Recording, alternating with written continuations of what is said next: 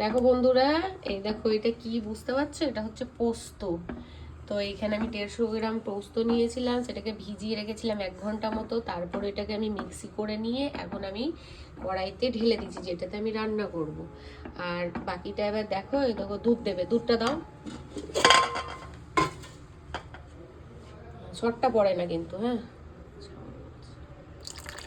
দাও। ছেড়ে দাও, ছেড়ে দাও, আর লাগবে না।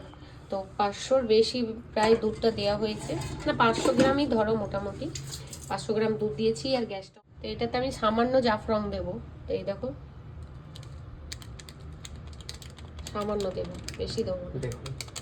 ব্যাস ব্যাস, ছেড়ে দাও। এবার আমি দিয়ে দিচ্ছি এই যে তেজপাতা, আর দিয়ে দেবো এই যে দারচিনি, লবঙ্গ। আর এবার দিয়েছি এলাচকে, আমি একটু কুটে নিয়েছিলাম, তো এলাচ দিয়ে দিলাম। নেড়ে দে, দিয়ে দিচ্ছে এই যে কেটে রেখেছি কাজু, আর রেখেছি তোমার এটা পেস্তা, এটাও দিয়ে দেবো। দেখো বন্ধুরা, এটা ফুটতে লেগেছে। এবার আমি দিয়ে দেবো চিনি। এই দেখো 1 বাটি, কাচের বাটিতে 1 বাটি দিচ্ছি।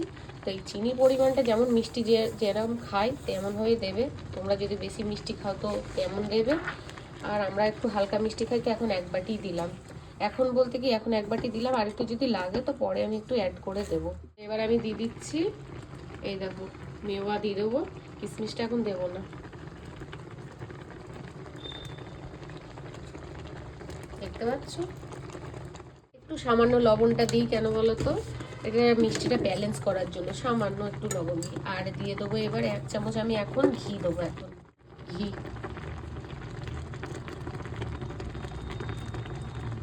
ব্যাস, নাড়ো। এটা অনেকটা ফোটে, জানো বন্ধুরা, অনেক ফোটে এটা। বন্ধুরা, এই পোস্তর হালুয়াটা দেখো কতটা ছিল জল জল হয়ে। এ দেখো গ্রেভিটা মরে গেছে। আর এবার দাও, ঘিটা আমি আরও দিচ্ছি। তো আমার এইটা নিয়ে 3 চামচ ঘি দেওয়া হলো। আর এটাকে নেড়ে নেড়ে আমি পুরো একদম শুকিয়ে নেবো। তোমরা দেখতে পাচ্ছ কিরমভাবে করছি, দেখো।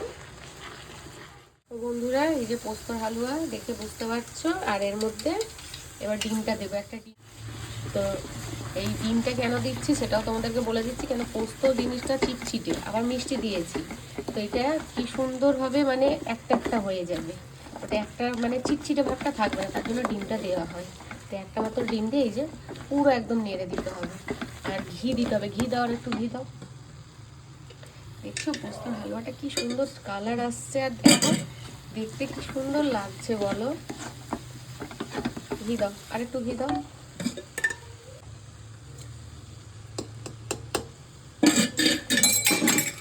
নাড়ো, এটা নেড়ে নেড়ে একদম টাইট হবে। নাড়ো।